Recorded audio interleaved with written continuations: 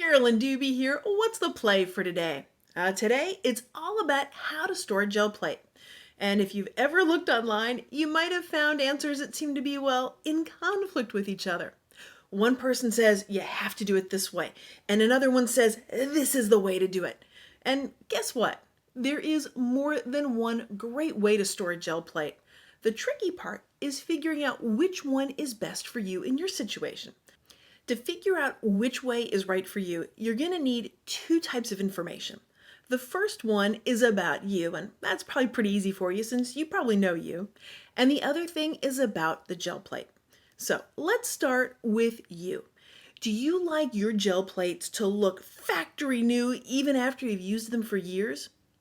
Or do you let yours stay full of paint, it's loaded, it's messy looking, and even after one use, that's what it looks like? The other thing to keep in mind is how much space do you have to store things? Do you have an entire warehouse that would make Amazon jealous? Or are you using part of a closet?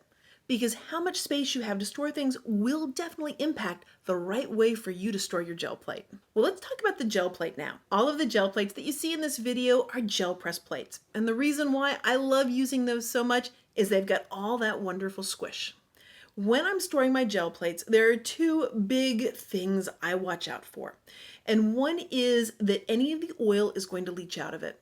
If you've ever left a piece of paper on your gel plate for a couple of hours and you've come back and you've noticed it has a little bit of sort of an oil spot on it, that is the mineral oil being leached out of the plate. The paper is just absorbent and it's pulling it out. Well, a little bit of that's no big deal. But if you're storing your plates with absorbent materials on them long term, you're just going to keep pulling more and more and more of that oil out of there. And I think the oil is kind of important for it. So over time, that can be detrimental to your plate. So that's why when I store my plates, I always make sure it's on something non-absorbent. The other thing that I watch out for is I want to make sure that my gel plate is not at some weird angle or drooping off the shelf while I'm storing it long term. When I'm storing my gel plate, I store it either horizontally or vertically. I don't think there's a big difference of whether it's flat or upright. It just matters that there isn't a droop or a bend or a twist within it. When you got your gel plate, it came in a package that's called a clamshell. And for a long time, I stored mine in the clamshell on a shelf, upright. And if you've got a limited amount of space or you just really like to have it right within arm's reach on a shelf, this is a great way to store it. Now, one thing that I do when I store them is I make sure that the paper is not in there touching the gel plate. Because remember, paper is absorbent and it's going to pull that mineral oil out of it, and I don't want that. What I want are only non-absorbent things touching the plate long-term for storage. In that clamshell, I like to keep it with the protectors on each side because it just makes it easier to pull out of the clamshell. Does that mean you have to do it that way? Absolutely not. If you prefer to store yours in the clamshell without either one of those, you're welcome to do that. And here's the thing, you just have to make sure that paper's out of there. I can't say this enough times. You just don't want anything absorbent touching the plate long-term for storage. Perhaps you've heard that some people say, don't store them on those protector sheets that they come with.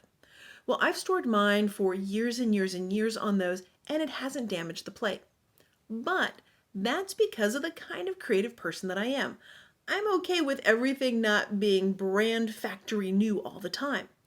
So what that means is sometimes I'll get little sort of circles or little bubbles within it. Anything that gets trapped between the plastic and the plate for an extended period of time can leave a small indentation in the plate. So if there's air trapped in there, that can create an air bubble. If there's a hair, which I frequently end up with those in there, or anything else that happens to be around your art studio, those little bits that get in there, that can create a small indentation. And if this is of concern to you, then you want to think about that when you're trying to decide how you want to store your gel plate. For me, those things don't bother me much. They don't impact the way that I do my printing, so I don't spend a lot of energy worrying about those. But that's what's right for me. The important thing here is that you make the decisions for you in storing your plate that fits your needs the best. So what if you don't want those indentations on your plate? What if you want to avoid those? What can you do? Well, then when you store your gel plate, what you want to do is have nothing touching the top. Well, actually, you can also go through and work really hard to get the plastic completely smooth so you see no bubbles, but that's a lot of work. The easier way to do that is to just simply store it with nothing on top. And that's why sometimes people will say store it in the clamshell without the plastic protectors on it, because the clamshell will be raised up a little bit and that will protect it. But here's the thing. If you put anything on top of that clamshell, it's going to push it down, it's going to touch, and you're going to have a problem. Another option is you can just leave it out on a shelf, or you can leave it in a drawer with nothing on top of it. Just basically anywhere where there's nothing touching the top, and that way you'll never have any of those bubbles form. Since I use my plates all the time, there's never any dust buildup on them when I leave them out with nothing on top of them. But if you use your gel plates infrequently, you may find that dust accumulates on them when left uncovered, so having a cover of some kind over it may be helpful. And this is where how much space you have plays into it, because if you've got a ton of space, then absolutely you have a lot of options of how you can do that. If you don't have a lot of space, then you may want to do something like just storing it carefully in the clamshell, or getting something. Ranger Ink has a tin that you can also store them in. I have not personally used that, but something like that would also make it easier to store comfortably on a shelf. If you happen to have more than one gel plate, another way that you can store them is by stacking them one on top of the other. And this is one of my favorite ways to store them, because I can get a whole bunch in one spot and keep them all within arm's reach. And I will just stack them one on top of the other.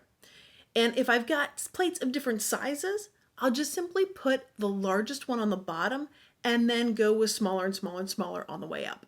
Almost always when I'm gel printing, I keep that plastic on the back side of it. And the reason why I do that is it makes things a lot easier for me. One, it keeps the gel plate from picking up all those little crumbles and bits and scraps and things that are around my counter, so I don't have to spend as much time cleaning off the back side of it before I put it away. The other thing is my countertop is covered with paper. So if I'm going to print and play for a couple of hours, that means then that oil can then leach into that paper, and I don't want that to happen. So it just makes it all around easier for me if I keep that plastic on the backing. So does that mean that's what you should do? Absolutely not. You should do what fits you for your situation. If I'm just printing for a few minutes, I'll absolutely put it on a piece of paper, because you can leave it there for a few minutes and it's not a problem. It's just the long-term stuff, the couple of hours where you start to see those little oil spots show up, that's probably a little too long on that paper. And so if that's happening to you, you may want to put that piece of plastic as a protective layer in there so that the mineral oil stays within the plate. Whether you completely clean your plate off before you store it or you leave some of those grungy little bits on it, that's personal preference. I love to leave those grungy bits on there, so I am perfectly fine putting a gel plate away with some paint on it. If you're not comfortable with that, then by all means, clean your plate. Absolutely do what fits best for you and what your needs are. Storing your gel plate comes down to two big factors. One is keeping its shape. If air bubbles are an issue to you, addressing those. It's about keeping it horizontal or vertical and not drooping and stretching it out. And it also comes down to keeping that mineral oil in the plate. That's why you don't want to put paper on it or things that will leach out or pull out that oil. If you've enjoyed this video, if you've liked having this broken down for you so you can understand the key reasons, the things to look for so that you can make the decisions that are right for your situation, then you might want to check out my gel printing workshops, because that's what I do in them. I explain to you why things are happening, I show you how to use those when making prints, and then you can decide how to incorporate that into your gel printing. You can decide how these things apply to you, because once you understand why, the how gets a whole lot easier. Now you can find all of my current workshops over at acolorfuljourney.com, and yep, there's a link down below for you. Well, thanks so much for joining me for this video. I hope you found it helpful. And if you have, please give it a thumbs up. I'd so appreciate that. And of course, if you want to see more of what I'm up to, hit that subscribe button. That way you'll know as soon as I've got a new video out. Thanks so much for letting me be a part of your colorful journey.